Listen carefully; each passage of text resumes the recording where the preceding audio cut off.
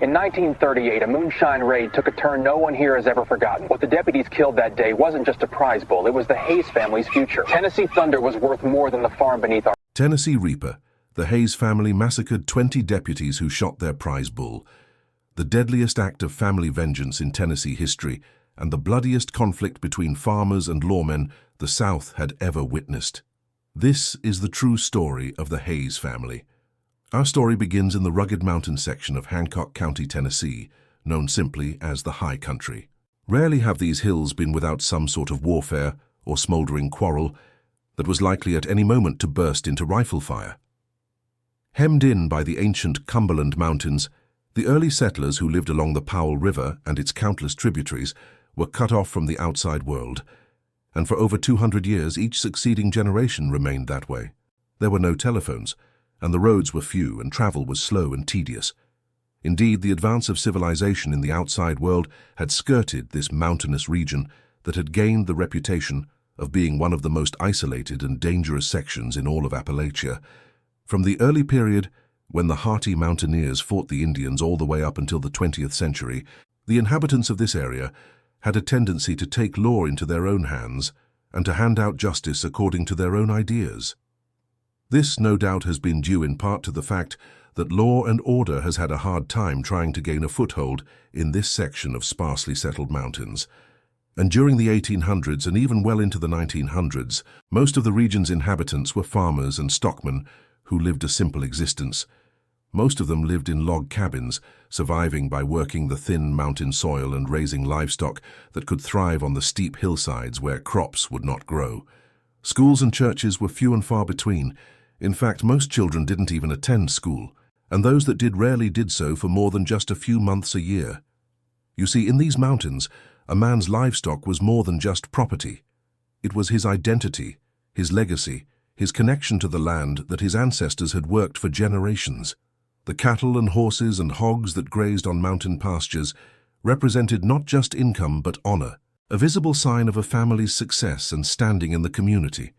To steal a man's livestock was considered a crime worse than murder in some ways, because it struck at the very foundation of his existence. And to destroy a man's prize breeding stock was to attack not just him but his children and his children's children, to erase the future he had worked his entire life to build. The Hayes family understood this better than most, because they had built everything they had on the strength of their livestock and the reputation of their breeding program.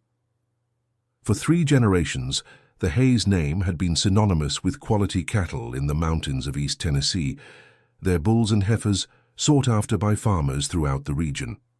The family patriarch, Ezekiel Hayes, had started with nothing but a single cow and an unwavering determination, and by the time of his death in 1885, he had created one of the most respected cattle operations in the Cumberland Mountains. His sons and grandsons had continued his work, improving the bloodlines, expanding the herd, building a legacy that they believed would last forever. That's right. The centerpiece of this legacy in 1907 was a bull named Solomon, a massive red shorthorn that stood nearly 6 feet at the shoulder and weighed over 2,000 pounds. Solomon was the product of 3 generations of careful breeding, the culmination of everything the Hayes family had worked to achieve. His offspring were scattered throughout the mountains, improving herds on dozens of farms, and his stud fees alone brought in more money each year than most families earned from all their labor combined. But Solomon was more than just a source of income to the Hayes family. He was a symbol, a living monument to everything they had built and everything they hoped to pass on to future generations. The story of how Solomon came to be began with Ezekiel Hayes himself, who had recognized early in his career that the key to success in the cattle business was not the quantity of animals, but their quality. He had studied breeding with the dedication of a scholar, reading every book and pamphlet he could find on the subject, corresponding with cattle breeders in England and Scotland who had developed the techniques he sought to master. He had traveled hundreds of miles to examine bulls and heifers that might improve his bloodlines, spending money that his neighbors considered foolish on animals that seemed no different from the common stock that grazed on every hillside. But Ezekiel had seen what others could not see, the subtle differences in conformation and temperament that separated truly superior cattle from merely adequate ones. He had bred for size and strength, for the ability to thrive on mountain pastures that would starve lesser animals, for the gentle disposition that made bulls safe to handle and cows easy to manage. Each generation of his breeding program had produced animals slightly better than the one before, and by the time of his death, the Hayes cattle were recognized throughout East Tennessee as the standard against which all others were judged.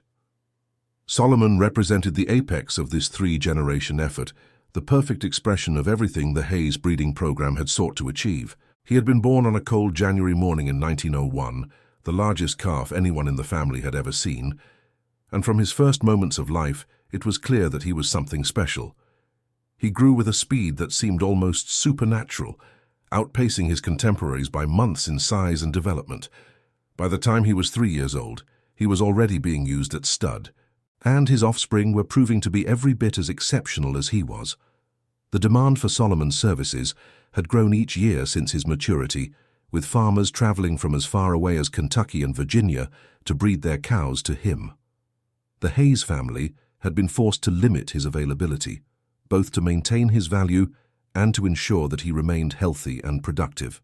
They had built a special barn for him, larger and more comfortable than the houses where some families lived, and they assigned family members to care for him in rotating shifts that ensured he was never left alone. Solomon was not just livestock to them. He was family, as beloved and protected as any human member of the clan. The financial value of Solomon was almost incalculable by mountain standards. His stud fees alone generated over $500 a year, an enormous sum in a region where most families survived on less than half that amount. But his true value lay in the improvement he brought to every herd that carried his bloodlines, the increased weight and health and productivity that his offspring demonstrated compared to cattle bred from lesser stock. Farmers who had bred their cows to Solomon reported that his calves grew faster, stayed healthier, and brought higher prices at market than any animals they had ever raised.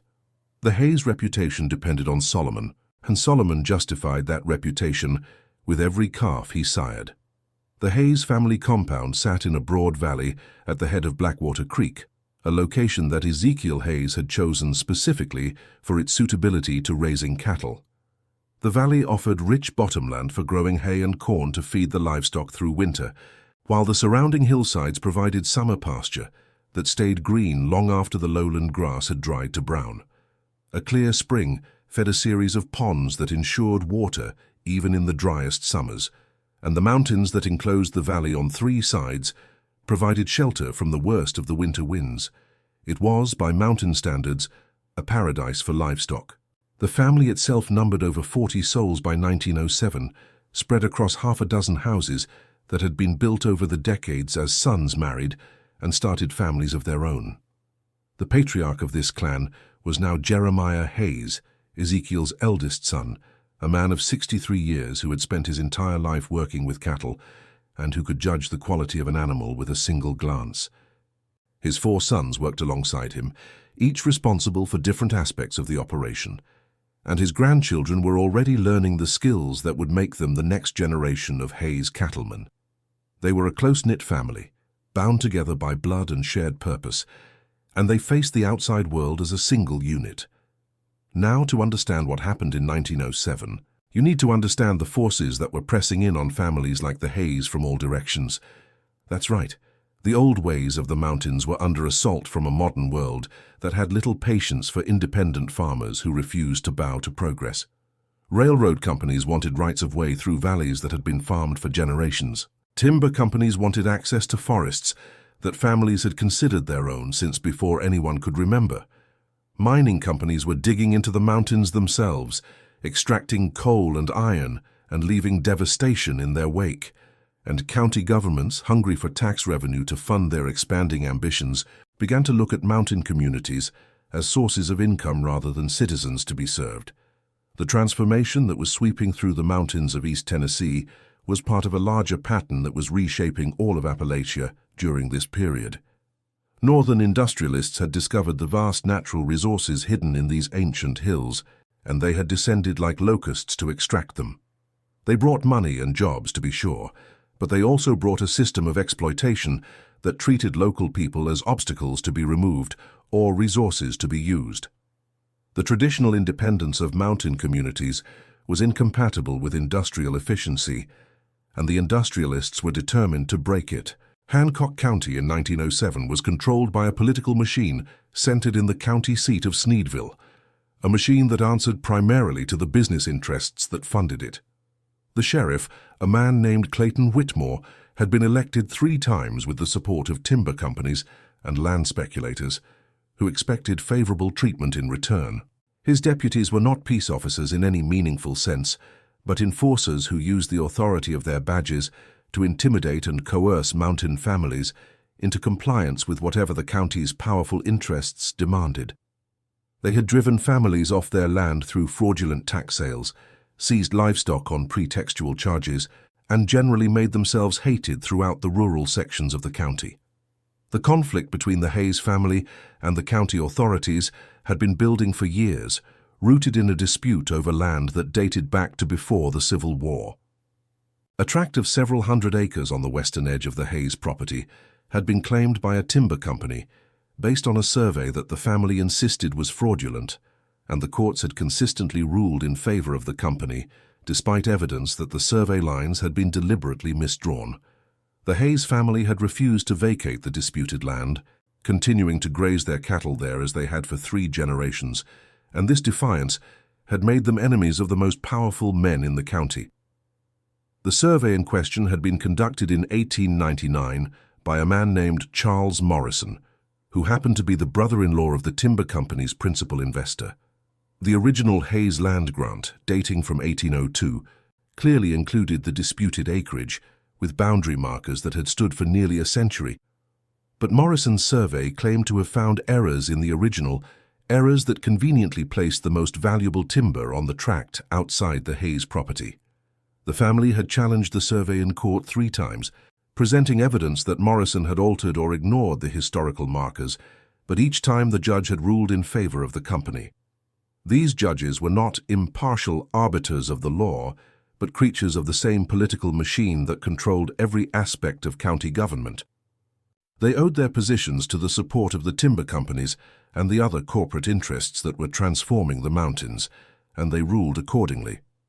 The Hayes family's lawyers, good men who believed in justice, found themselves arguing before courts that had already decided the outcome.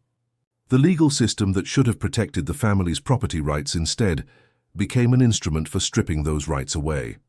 Sheriff Whitmore had tried various tactics to bring the Hayes family to heel over the years. He had arrested family members on minor charges, hoping that the cost of legal defense would wear down their resistance. He had harassed Hayes cattle at market, finding pretextual reasons to delay sales and reduce prices. He had spread rumors about the family's breeding program, suggesting that their cattle carried disease or that their bloodlines were not as pure as they claimed. None of these tactics had worked, because the Hayes family had resources and determination that most mountain families lacked, and because their reputation in the community was too strong to be damaged by mere gossip.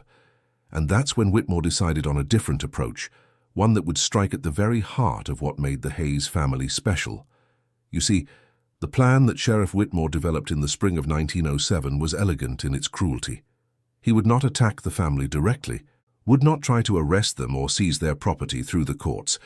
Instead, he would destroy the thing that made them valuable to the community, the breeding program that was the source of both their income and their prestige. And the key to that breeding program was Solomon, the great bull whose bloodlines ran through half the cattle in the county. Without Solomon, the Hayes operation would be crippled, their influence diminished, and their resistance to county authority effectively broken. The opportunity came in late May, when Solomon was being moved from winter quarters to summer pasture, along with several dozen head of cattle. The drive required crossing a section of the disputed land, territory that the timber company claimed as its own, and Whitmore arranged to have deputies waiting at the boundary. Their instructions were simple: turn back the cattle, and if the Hayes family refused to comply, confiscate any animals that crossed onto the disputed property. What happened next would depend on how the family responded, but Whitmore was confident that he had created a situation that would work to his advantage regardless of the outcome. The Hayes family drive consisted of 15 men, including Jeremiah and all 4 of his sons, along with several grandsons old enough to work cattle. They had been moving livestock along this route for decades, and they saw no reason to change their plans because of a legal dispute that they considered illegitimate. Solomon walked at the center of the herd, his massive form easily visible among the smaller animals, his presence alone enough to keep the other cattle calm and orderly. The drive had proceeded without incident for the first several miles, the morning mist burning off to reveal a sky of perfect blue, the kind of spring day that made mountain life seem like a blessing rather than a hardship. The route they followed had been established by Ezekiel Hayes himself, carefully chosen to minimize the difficulty of moving cattle across the rugged terrain. It wound through valleys where possible, avoiding the steep climbs that tired animals and slowed progress. It crossed streams at shallow points where even the most reluctant cattle could be coaxed through the water. It passed through gaps in the ridgelines that allowed access to the summer pastures without the dangerous traverses that had killed cattle and men alike in the early days of settlement. Every member of the family knew this route by heart, had traveled it dozens of times, and could navigate it in darkness if necessary. The transition from winter pasture to summer grazing was one of the most important events in the Hayes family's annual calendar, a ritual that marked the boundary between seasons and reminded everyone of their connection to the land and its cycles. The cattle sensed the importance of the occasion, moving with an energy that reflected their anticipation of the lush green grass that awaited them in the high meadows. Solomon led the way with a dignity befitting his status, pausing occasionally to survey the landscape, as if confirming that everything was in order before continuing the journey. The deputies appeared at the boundary of the disputed land, just as the sun was reaching its peak. 12 men on horseback arranged in a line that blocked the traditional crossing point. They were heavily armed, carrying rifles and pistols that seemed excessive for what was supposedly a civil matter, and their faces bore the hard expressions of men who expected trouble and were prepared to meet it with force. At their head was Deputy Marshal Thomas Brennan, Whitmore's chief enforcer, a man known throughout the county for his willingness to use violence when other methods failed. Jeremiah Hayes rode forward to meet the deputies, his manner calm but his eyes showing the wariness of a man who recognized danger when he saw it. He asked what business brought them to this place, and Brennan replied that they were there to enforce the court's ruling on the disputed land. Any cattle that crossed the boundary would be confiscated as trespass, he said, and any persons who attempted to drive cattle across would be arrested for contempt of court. The choice was simple: turn back now or face the consequences. What Brennan did not understand was that turning back was not an option the Hayes family could accept. The summer pasture on the other side of the disputed land was essential to their operation, the only place where they could graze their cattle during the hot months when the home pastures dried out. To turn back would mean selling off half their herd at whatever price they could get, abandoning the breeding program they had spent generations building, and effectively surrendering to the forces that had been trying to destroy them for years. Jeremiah Hayes had not built his family's legacy by surrendering, and he did not intend to start now. The confrontation at the boundary lasted for over an hour, with neither side willing to back down. Jeremiah argued that the survey was fraudulent and that the family had every right to cross land that had been theirs for 3 generations. Brennan insisted that the court's ruling was final, and that the law would be enforced regardless of what the Hayes family believed. The tension mounted with each exchange, and the younger men on both sides grew increasingly restless, hands drifting toward weapons, eyes watching for any sign that the other side was about to make a move. And that's when everything went wrong. The first shot came without warning, fired by a deputy whose name would never be definitively established. Some witnesses claimed it was an accident, a rifle that discharged when its owner's horse stumbled on the rocky ground. Others insisted it was deliberate, a calculated provocation designed to justify the violence that followed. What no one disputed was that the bullet struck Solomon directly between the eyes, dropping the great bull instantly, his massive body crashing to the ground with a sound that seemed to echo off the surrounding mountains. For a moment, everyone froze, unable to comprehend what had just happened. Jeremiah Hayes stared at the fallen bull, at the animal that represented everything his family had worked for across 3 generations, and something broke inside him that could never be repaired. Solomon lay on his side, his massive body somehow diminished in death, the blood pooling beneath his head, catching the sunlight and turning it red. His eyes were still open, and they seemed to stare at Jeremiah with an expression that might have been accusation, or might have been forgiveness, or might have been nothing at all, except the emptiness of death. His sons saw the same thing, saw their future lying dead in the dust, and they felt the same shattering of something fundamental. Everything they had worked for, everything their father and grandfather had built, everything they had hoped to pass on to their own children was gone in an instant, destroyed by a single bullet fired by a man who probably didn't even understand what he had done. The deputies, for their part, seemed equally shocked, some of them backing away as if they could distance themselves from what one of their number had done. The cattle were panicking now, their calm order shattered by the sound of the gunshot and the smell of blood. They milled about in confusion, some trying to flee back the way they had come, others pushing forward toward the boundary line as if determined to complete the journey regardless of what had happened. The Hayes men struggled to control them, their instincts as cattlemen briefly overriding their shock and grief, but the herd was too frightened and the men too few to restore order. Then Jeremiah Hayes screamed, a sound of pure anguish that had no words in it, and he drew the pistol that he carried for protection against wolves and wildcats and fired at the deputy nearest to him. The shot missed, but it shattered the paralysis that had gripped both sides, and suddenly everyone was shooting. The peaceful mountain valley transformed into a battlefield in the space of a single heartbeat. The firefight lasted less than 5 minutes, but in that brief span of time, the world changed irrevocably for everyone involved. When the smoke cleared and the shooting stopped, 3 deputies lay dead on the ground, including Thomas Brennan himself, and 4 more were wounded badly enough that they would never fully recover. On the Hayes side, Jeremiah's youngest son, Matthew, had been killed, shot through the heart, as he tried to reach Solomon's fallen body, and 2 of the grandsons had been wounded. The surviving deputies fled towards Sneedville, leaving their dead and wounded behind, and the Hayes family was left alone with their grief and their rage. That night, gathered in the main house of their compound, the Hayes family made a decision that would transform them from farmers into legends. They would not wait for the law to come for them, would not sit passively while Sheriff Whitmore assembled a force to arrest them for the deaths of his deputies. Instead, they would strike first, would hunt down every man who had participated in the killing of Solomon and the death of Matthew, would make the county understand that the Hayes family was not to be trifled with. The vendetta that began that night would claim 20 lives before it was over, and would make the name Hayes synonymous with vengeance throughout the mountains of Tennessee. You see, the Hayes family didn't act impulsively despite their grief and rage. That's right. They understood that raw emotion would only get them killed before they could accomplish their purpose.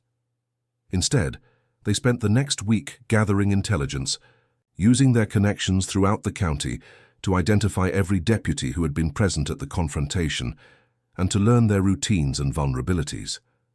They discovered that Whitmore had sent the survivors into hiding, scattering them across the county at the homes of friends and relatives, hoping to protect them until he could organize a response. But Whitmore underestimated how deeply the Hayes family's roots ran in these mountains. The network of information that served the Hayes family had been built over generations, a web of connections that linked them to nearly every family in Hancock County and many in neighboring counties as well. These were not formal alliances, but the bonds of kinship and commerce and shared experience that tied mountain communities together.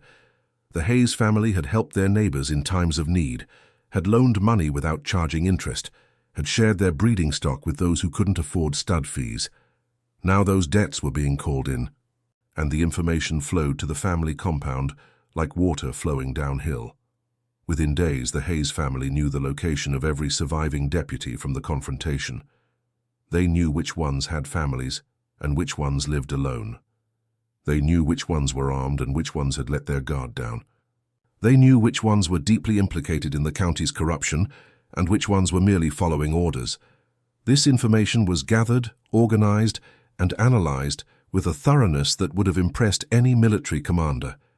The Hayes family was preparing for war, and they intended to win.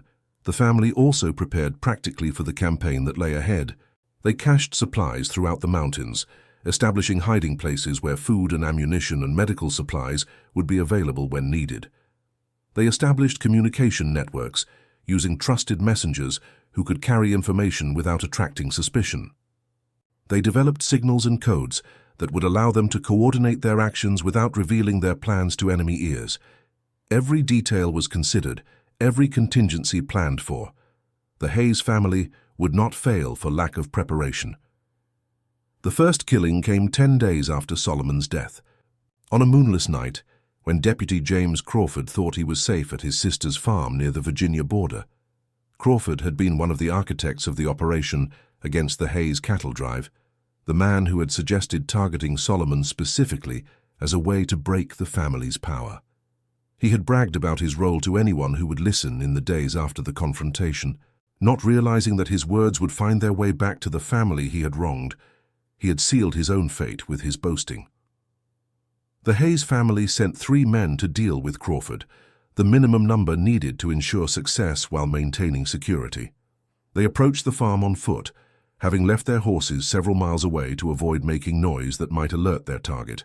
They moved through the darkness with the skill of men who had spent their lives hunting in these mountains, making no sound that could be detected by human ears.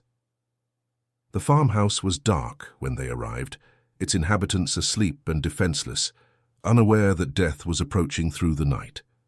Crawford died in his bed, his throat cut so cleanly that his sister didn't discover his body until the next morning when she came to wake him for breakfast. The men who killed him left no trace of their presence except the note pinned to his chest. Justice for Solomon and Matthew Hayes, one of many. The message was clear, and it was intended to be heard by everyone who had participated in the attack on the Hayes family. No one was safe, no hiding place was secure. The Hayes were coming for all of them. The second and third killings followed within days, 2 deputies who had made the mistake of traveling together to what they thought was a secure location in the next county. Their bodies were found in a ravine, shot multiple times, another note left at the scene promising more deaths to come. The pattern was established, and the terror began to spread. Every deputy who had been present at the confrontation understood that they were marked for death, that the Hayes family would not rest until every one of them had paid the ultimate price. Sheriff Whitmore responded by requesting assistance from the state, and within 2 weeks, over 50 lawmen had been deployed to Hancock County to hunt down the Hayes family. They established checkpoints on every road, searched every barn and outbuilding within 20 miles of the Hayes compound, and offered rewards that grew larger with each passing week. The operation was the largest law enforcement effort in the history of East Tennessee, a massive mobilization of resources that would have been sufficient to pacify a small country. But the mountains were vast, and the Hayes family knew them better than anyone, and the searchers found nothing except their own frustration. The terrain that the lawmen faced was unlike anything most of them had ever experienced. These were not the gentle hills of Middle Tennessee or the rolling farmland of the West. These were the Cumberland Mountains, ancient and rugged and utterly indifferent to human ambition. The ridges rose thousands of feet above the valley floors, covered with forest so dense that a man could pass within 10 feet of another without either one seeing the other. The hollows were deep and shadowed, filled with laurel thickets that could stop a horse and confuse any traveler who didn't know their secrets. Every advantage belonged to those who knew this land, and the Hayes family had been learning its secrets for 3 generations. The lawmen who searched for the Hayes family found themselves constantly frustrated by a landscape that seemed designed to thwart them. Trails that appeared on their maps turned out to lead nowhere, or to loop back on themselves in ways that defied logic. Streams that should have been fordable became impassable after mountain rains that came without warning. Caves and rock shelters that might have served as hiding places proved to be too numerous to search, each one requiring hours of careful approach and investigation that yielded nothing but wasted time. The mountains were protecting their own. Meanwhile, the killings continued. The Hayes family moved through the landscape like ghosts, appearing where they were least expected, striking with precision and vanishing before any response could be organized. Each killing was planned with the same thoroughness that had characterized the first, each target chosen carefully based on their role in the attack on the family. The notes left at each scene served not just as signatures, but as messages, reminding everyone who read them that this was not random violence but targeted justice. The fourth victim was found hanging from a bridge over the Powell River, his body displayed where everyone traveling the main road would see it. He had been a particularly cruel deputy, known for beating prisoners and terrorizing the families of those he arrested. His death was celebrated quietly throughout the county by people who had suffered at his hands, though no one dared say so publicly. The note pinned to his chest identified him as number 4 of many, and the message was clear. The Hayes family was keeping count. The fifth was shot through his own window while eating dinner with his wife and children, the bullet coming from a hillside so distant that no one in the house even knew where to look for the shooter. The precision of the shot demonstrated that the Hayes family included marksmen of exceptional skill, men who could hit a target at ranges that most people would consider impossible. The family of the dead deputy was left traumatized but unharmed, a deliberate choice that showed the Hayes were capable of discriminating between the guilty and the innocent. The sixth and seventh died together, ambushed on a trail they thought was safe, their bodies left where they fell as a warning to anyone who might consider joining the hunt for the Hayes family. They had been careless, traveling without adequate escort, believing that the mountains were too vast for the Hayes to find them. They were wrong, and their mistake cost them their lives. The notes left with their bodies brought the count to 7, and the terror that gripped the remaining deputies intensified.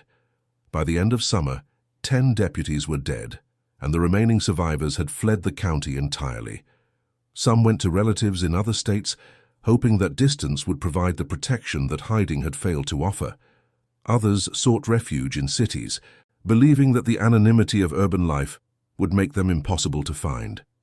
A few simply disappeared, abandoning their names and their pasts in the hope of starting over somewhere the Hayes family would never think to look. The campaign of terror had achieved its immediate objective of eliminating the men directly responsible for the confrontation, but the Hayes family was not finished. That's right. Their vendetta extended beyond the men who had been physically present at the confrontation to include everyone who had played a role in the campaign against their family.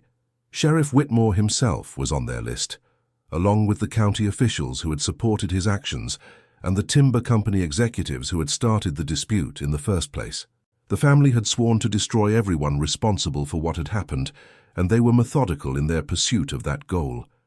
The killing of Sheriff Clayton Whitmore became one of the most celebrated acts of vigilante justice in Tennessee history. The sheriff had barricaded himself in the county courthouse in Sneedville, surrounded by armed guards who patrolled the building day and night. He had transformed his office into a fortress, reinforcing the doors, barring the windows, and establishing a system of passwords and challenges that would alert him to any unauthorized presence. He ate and slept in the building, never venturing outside, believing that no one could reach him in the heart of his own territory. He was wrong. The Hayes family had been watching the courthouse for weeks, studying the patterns of the guards, identifying the weaknesses in Whitmore's defenses. They had cultivated an ally inside the building itself, a cleaning woman whose husband had been killed in a mine accident and who blamed the county's powerful interests for his death. She provided them with information about the guard schedules, the layout of the building, and most importantly, the location of a coal chute that led from an alley to the basement. On a September night 3 months after Solomon's death, 3 members of the Hayes family infiltrated the courthouse through that coal chute. The passage was narrow and dark, barely wide enough for a man to squeeze through, and it was coated with generations of coal dust that threatened to give away their presence with every movement. But the Hayes men had prepared for this, wearing dark clothes that wouldn't show the dust, and moving with a patience that most men would find impossible. They reached the basement without alerting the guards and began making their way up through the building.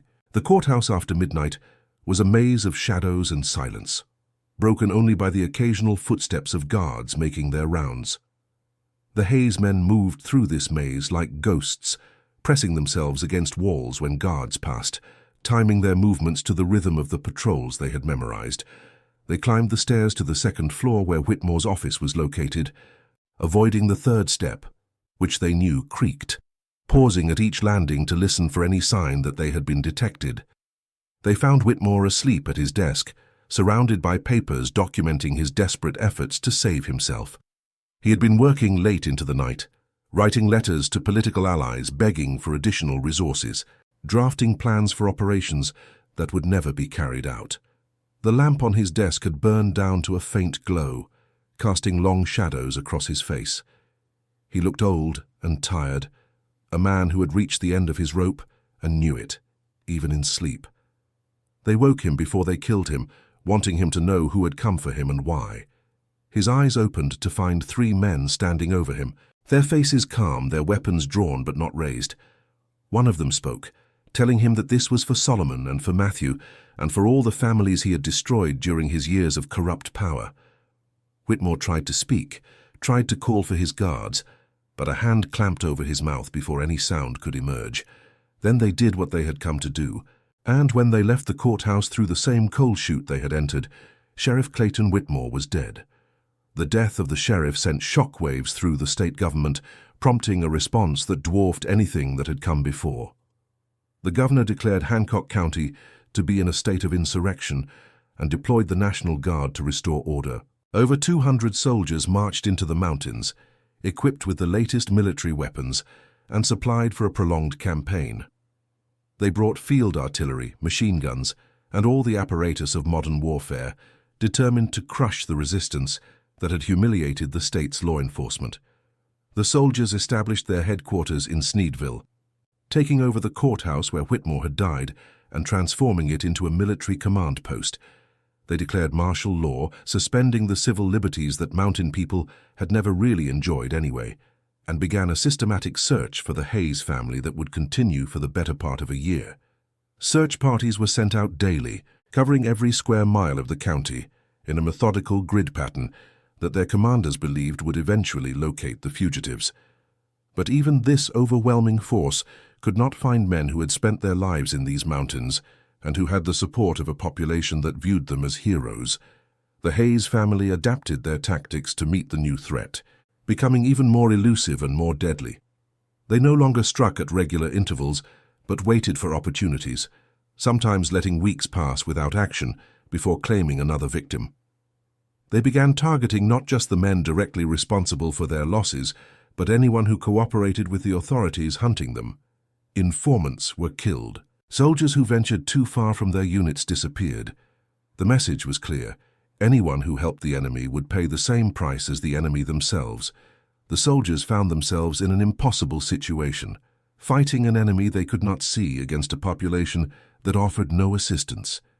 Every farmhouse they approached might shelter their enemies. Every person they questioned might be a spy. The constant tension wore on them, eroding morale and breeding paranoia that sometimes exploded into violence against innocent civilians.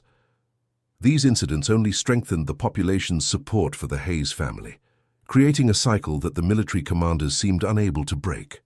The Hayes family used the soldiers' frustration against them, spreading false rumors that drew search parties into difficult terrain, leaving decoy camps that wasted days of investigation, and generally making the occupation as expensive and humiliating as possible.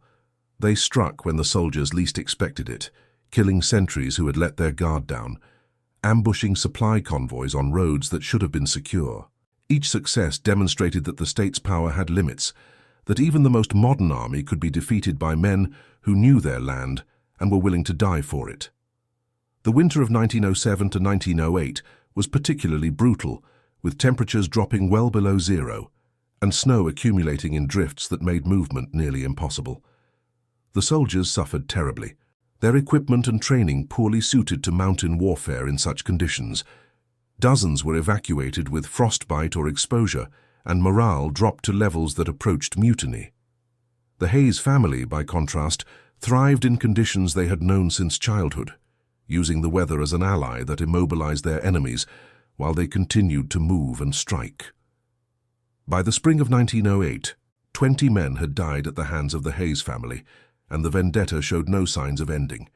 The National Guard units were exhausted and demoralized, their commanders increasingly uncertain that they would ever achieve their objective. The state was spending a fortune on an operation that had produced no results beyond a mounting body count, and newspapers across the country were covering the story with a mixture of horror and fascination. Some portrayed the Hayes family as cold-blooded killers who had murdered 20 innocent men. Others saw them as heroes fighting against tyranny, modern Robin Hoods who had exposed the corruption of the powerful.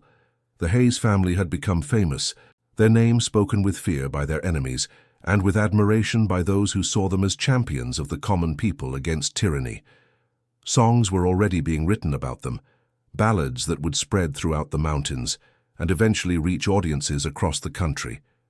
Their story had transcended its local origins to become a national narrative about justice and vengeance and the limits of government power. Whatever happened next, the Hayes name would never be forgotten. And then, as suddenly as it had begun, the killing stopped. You see, the decision to end the vendetta was not made lightly or quickly. The Hayes family gathered in their compound one night in late April, the surviving members of the clan who had carried out the campaign of vengeance over the past year. They assembled in the main house where generations of family decisions had been made, the same room where Ezekiel Hayes had planned the breeding program that created Solomon, and where Jeremiah had announced his determination to resist the timber company's claims. The weight of that history pressed down on everyone present. Jeremiah Hayes, now 64 years old and aged beyond his years by grief and hardship, called the meeting to discuss what they should do next. The original list of targets had been exhausted. Everyone directly responsible for Solomon's death and Matthew's death had been killed or had fled so far that finding them would be nearly impossible. The question was whether to continue the war against the system that had produced those men or to declare victory and attempt to return to normal life. The family had lost much during the year of vendetta, not just Matthew, but also several other members who had died in skirmishes with the National Guard or from the hardships of life on the run. The compound showed signs of neglect, with fields that should have been planted lying fallow and buildings that needed repair standing untouched. The cattle operation that had been the source of their prosperity had been effectively suspended, the herds scattered or sold to provide funds for the campaign. Everything they had built over 3 generations was at risk if the conflict continued. The debate lasted through the night and into the next morning, with passionate arguments on both sides. Some of the younger men wanted to continue, to use the fear they had generated to reshape the political landscape of the entire region. They argued that stopping now would only invite future attacks, that their enemies would interpret peace as weakness and would eventually find the courage to strike again. The only way to ensure the family's safety, they believed, was to make the cost of attacking them so high that no one would ever dare try. Others argued that they had accomplished what they set out to do, and that continuing the violence would only bring more suffering to the family without achieving any additional purpose. The men who had killed Solomon and Matthew were dead. The political machine that had supported them was broken. The timber company had abandoned its claims. What more was there to achieve? Every additional killing risked bringing down a response that even the Hayes family could not survive, a federal intervention that would dwarf anything the state had attempted. Jeremiah listened to all the arguments, his face impassive, giving no indication of which way he was leaning until everyone else had spoken. He had led this family through the most difficult year of their existence, had made decisions that had resulted in both triumph and tragedy, and everyone present understood that his word would be final. When at last the debate subsided and silence filled the room, he rose slowly from his chair and looked around at the faces of his children and grandchildren. When he finally announced his decision, it surprised no one who truly knew him. The vendetta was over, he declared. They had avenged Solomon and Matthew, had made the county understand that the Hayes family was not to be attacked with impunity. To continue killing beyond this point would transform them from avengers into murderers, would tarnish the legacy they had fought to protect. They would melt back into the mountains, would wait for the soldiers to leave, and would rebuild what they had lost. The Hayes name would endure not as a symbol of endless violence, but as a reminder of what happened when powerful men pushed ordinary people too far. The aftermath of the Hayes family vendetta reshaped Hancock County in ways that lasted for generations. The timber company that had started the dispute withdrew its claims and left the region entirely, unwilling to continue operating in a place where their employees feared for their lives. Their departure was celebrated throughout the county, though quietly and privately, as people recognized that the Hayes family had accomplished through violence what decades of legal challenges and political organizing had failed to achieve. The mountain forests would remain in the hands of the people who had always depended on them. The political machine that had controlled the county was broken, its leaders either dead or fled, replaced by officials who understood that the mountain people would not tolerate the kind of corruption that had characterized the old regime. The new county government was not perfect by any means, but it was measurably better than what had come before. Deputies treated citizens with respect, or at least with caution. Judges applied the law more evenly. The corrupt nexus between government and corporate power that had defined the county for decades was disrupted, if not entirely destroyed. The disputed land was quietly returned to the Hayes family, and no one ever challenged their claim again. The legal fiction that had justified the timber company's seizure was quietly abandoned. The fraudulent survey disappeared from official records, and the property lines reverted to what they had been for 3 generations. The Hayes family resumed their cattle operation on land that was now unquestionably theirs, and they never again faced official interference in their use of it. The vendetta had accomplished its purpose in ways that extended far beyond simple revenge. The National Guard withdrew from Hancock County in the summer of 1908. Their mission officially declared complete, even though not a single member of the Hayes family had been captured or killed. The withdrawal was covered in newspapers across the country, and the official explanation fooled no one. The state had been unable to defeat a single family of farmers, and continuing the campaign would only extend an embarrassment that the authorities were eager to put behind them. The Hayes vendetta had demonstrated the limits of state power in a way that resonated throughout Appalachia and beyond. The soldiers who had served in Hancock County returned to their homes with stories that they would tell for the rest of their lives. Many of them had developed a grudging respect for the Hayes family, recognizing in their enemies a courage and determination that deserved admiration even as it was being fought. Some of them stayed in touch with each other over the years, forming bonds forged in the shared experience of an impossible war. A few even visited Hancock County in later years, curious to see the land and meet the people they had once been sent to conquer. The Hayes family returned to their normal lives with a caution that gradually faded as months turned to years without reprisal. The compound that had served as their headquarters during the vendetta returned to its original purpose as a working cattle operation. The hiding places and supply caches that had sustained them during the conflict were abandoned, their locations remembered only by family members who passed the knowledge down through generations.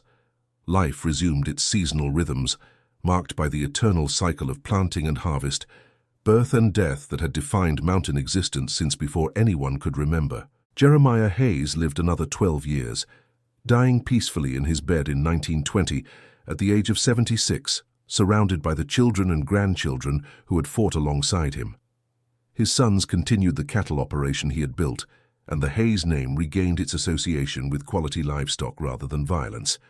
Solomon was never replaced, not because the family couldn't find another bull of similar quality, but because no animal could ever fill the symbolic role that he had occupied. His grave, marked by a simple stone, became a pilgrimage site for those who remembered what he had represented and what his death had set in motion.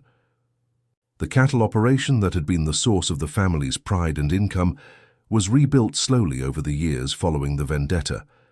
New breeding stock was acquired, new bloodlines were established, and the Hayes reputation for quality animals was gradually restored. It took a full decade before the operation reached the level it had achieved under Solomon, and even then, old-timers who remembered the great bull insisted that nothing could compare to what had been lost. The family accepted this assessment with a mix of pride and grief that never entirely faded. Some of the men who had participated in the vendetta found it difficult to return to normal life. They had spent a year living by violence, making life-and-death decisions on a daily basis, and the slow rhythms of farming and ranching seemed impossibly dull by comparison. A few of them drifted away from the family compound, seeking other places and other lives that might accommodate the restlessness that the vendetta had planted in them.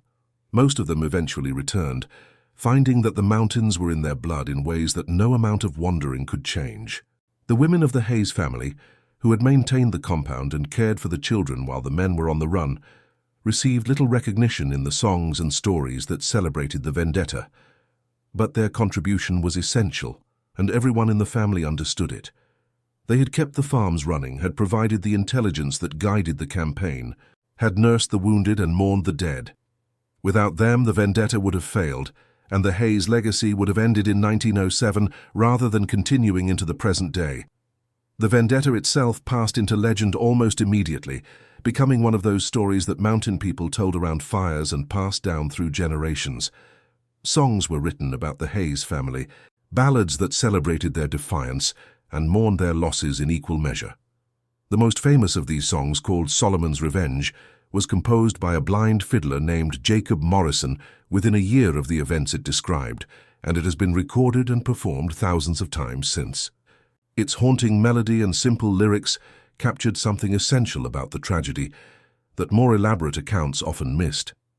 Books were published about the Hayes vendetta, some sympathetic and some critical, all of them contributing to a mythology that grew larger with each retelling.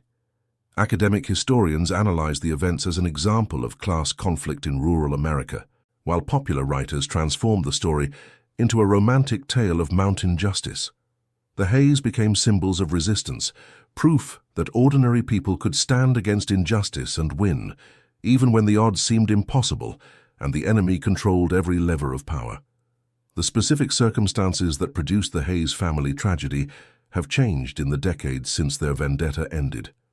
The timber companies that once dominated East Tennessee have largely departed, replaced by different industries with different methods of exploitation. The political machines that controlled county governments have been reformed, at least partially, by changes in law and shifts in public expectation. The old mountain communities have been transformed by roads and electricity and television, their isolation broken by the same forces of modernization that once seemed so threatening. But the underlying dynamics that created the conflict have not disappeared entirely.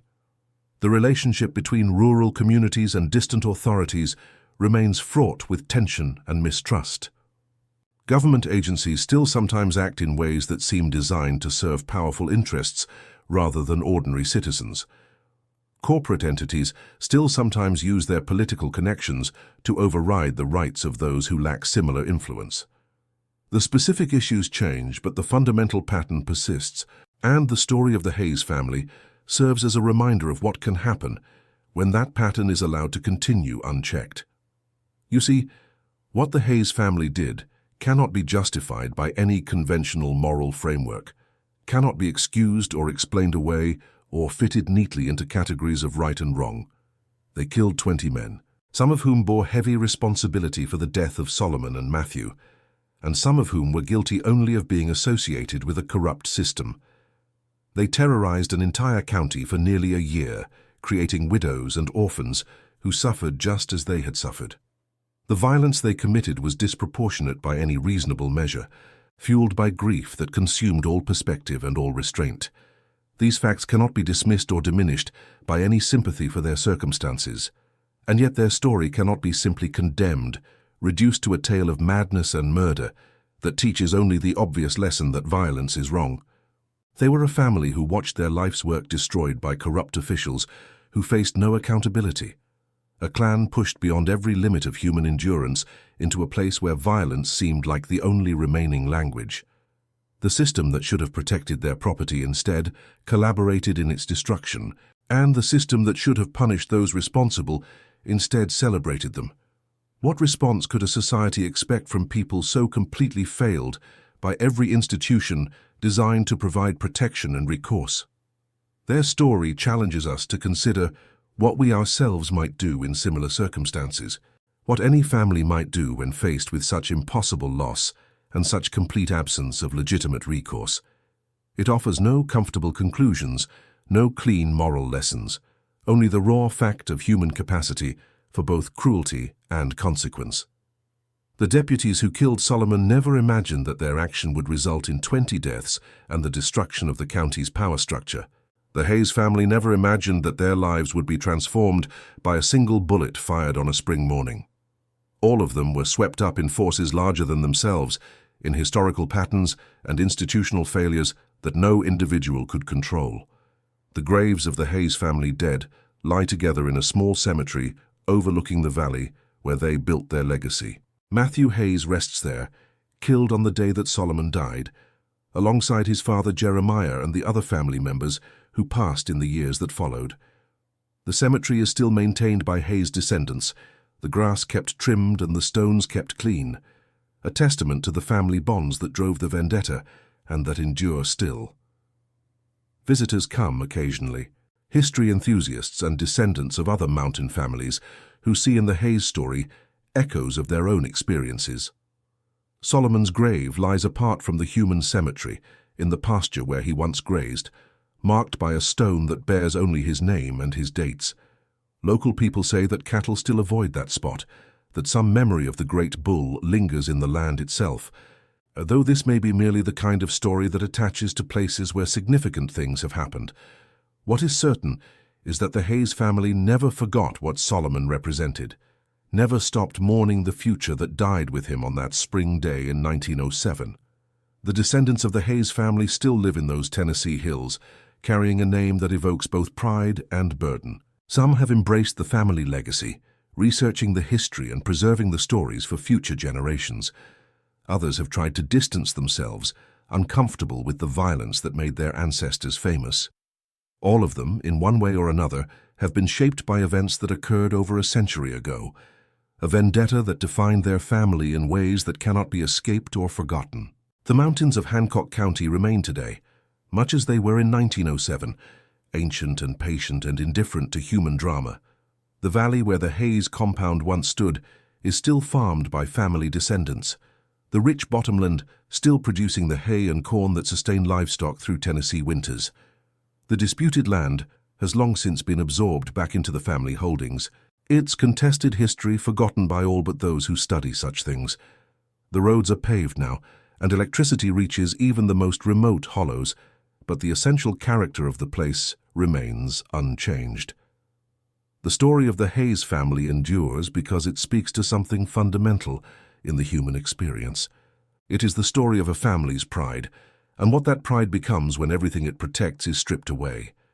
It is the story of power and resistance, of systems that fail the people they are supposed to serve, and people who remind those systems of their obligations in the most terrible ways possible.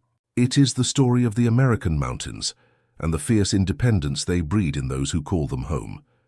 It is, finally, a story without heroes or villains, only humans caught in circumstances that reveal both the best and worst of what we are capable of becoming. And today that valley in Hancock County remains a destination for those who remember, for those who understand what happened there and what it meant.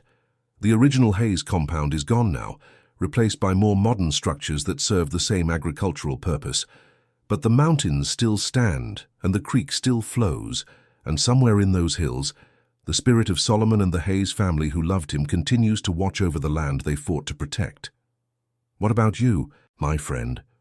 Would you make that journey to stand where the Hayes family stood, to see the valley they built and the cemetery where they rest? Would you walk the paths they walked, breathe the same mountain air, feel the same wind that has blown through these hills since before humans came to settle here? The journey is not easy. The roads are narrow and winding, and the valley itself is difficult to find unless you know where to look. But those who make the effort say it is worth it, that standing in that place and knowing that history brings something into focus that cannot be captured in words or photographs. The mountains keep their secrets, holding the memory of the Hayes family close like they hold the morning mist and the evening shadows.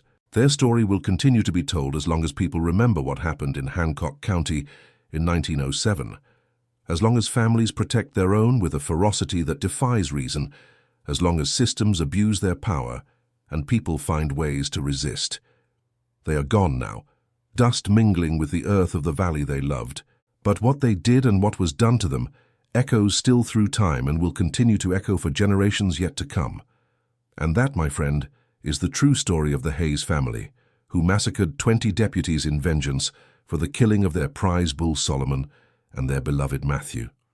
A story of love and loss, of pride and vengeance, of the limits of human endurance and what happens when those limits are exceeded. The mountains remember, and through them, so do we all.